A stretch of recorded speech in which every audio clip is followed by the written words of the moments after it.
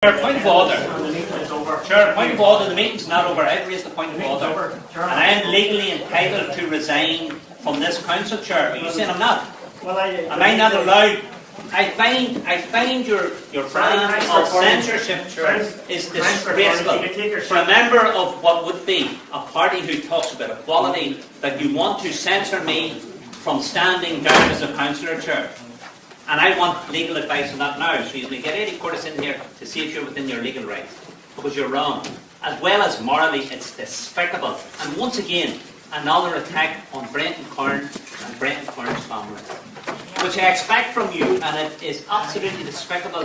And I look at the rest of sitting around here, and I'm no wonder you're embarrassed. Because I'd be embarrassed too, Mickey. And I think it's your brand of republicanism, which is destroying republicanism in this country. And you can smirk all you want. I'm not smirking at all. Well, maybe I must be going blind. And I am legally allowed, and entitled to resign.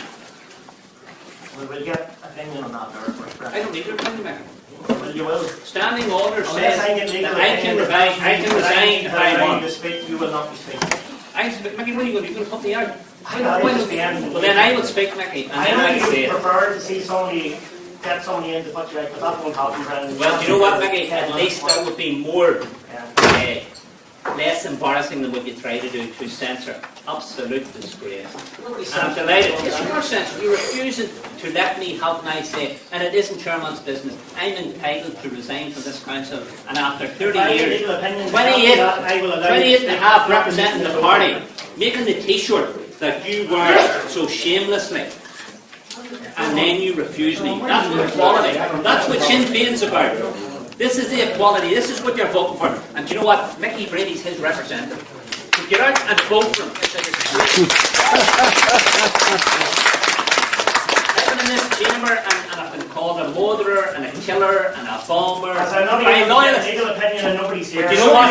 You know what? They never stop me from speaking. Yeah, go ahead, Perry Hardy. Tell them all, the boys and girls, to get out. But I read it out for the people that's here, because it's embarrassing. And it's shameful that our mayor is away out as well. Don't shame Sinn Fein enough. Very importantly, the last 18 months, and it's a pity my Sinn Fein colleagues of the past didn't stay here for this, because they're up their neck in it, as you've seen from Mickey. The last 18 months have been particularly difficult for my family and I, where I had no choice but to remove myself from what I call the Newry and South Armagh version of Sinn Fein, a group which has become the property of a small domineering clique controlled by a state-night character in Sinn Fein, who tries to remove his opposition by the gang mentality. And I, as a whistleblower, raised this issue, and I raised it within the Republican movement. And they came and they visited me and my wife, and they took our opinion.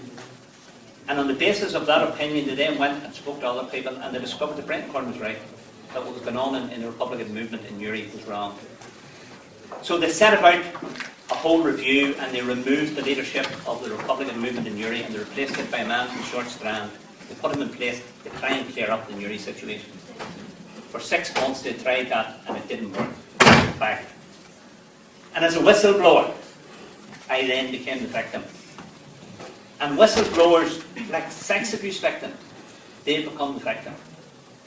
And speaking about sex abuse victims, I raised within Sinn Fein about a paedophile priest who had abused hundreds of our children in this district, in all of our schools in this district. And I was told by this state night character that that was negative publicity, that I needed to drop that, and we shouldn't be talking about that. That's how Sinn Fein seen it then. Sinn Fein have not been involved, it's the charges levelled against us, in any cover-up of abuse. And then we talk about the young fella who came out recently, Francie, the lawyer, made an absolutely absurd and scandalous decision, and then he withdrew it quickly.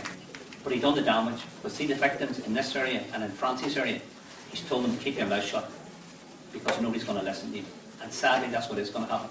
Victims will not come out, and victims will find it hard to come out. So that's my history with regard to that. Negative campaigning, that's what raising the issue of child abuse. Hundreds of them in our schools, and that's what it's classed as by some of our Sinn Fein colleagues. Regrets, I have to say, in my 43 years as a Republican, I regret very little. And that's not to say that I would not have wished that there was another way to achieve the things. But personally, I once again reiterate my regret, and he's not here tonight, Davy Hyland and his family, with the Republican movement treated him. Again, the stick knife character spun the wheels and the yarns about Davy Hyland, and people followed it. And I sadly did too, and I regret that. And then we had the issue of the killing of Ian Marley, the son of a good friend of mine. And again, stick knife put out the lies, and I was the public mouthpiece, and I spun out those lies, believing they were the truth, and they weren't. They were wrong, and they were shameful. And these people still talk about executed touts. They talk about Jean McConville, when the Republican movement, in fairness to it, talked about it being terrible and a dark part of our history. We have people in that clique down there who still call them executed touts. And that's why I felt that there was no place for my brand of honourable politics within Uri Sinn Fein. And I just hope it isn't replicated throughout the rest of the district. And other people will verify every single thing that I have said here. So, I say to them, and it's an old song that they use, the higher they build their walls, the taller I become. So I don't care what lies, and they walk out. Shameful.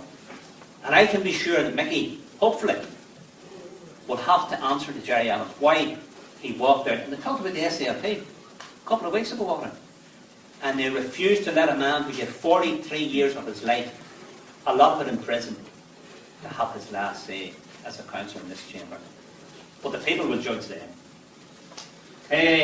So, I do want to thank the council workers. I've enjoyed my role as a councillor.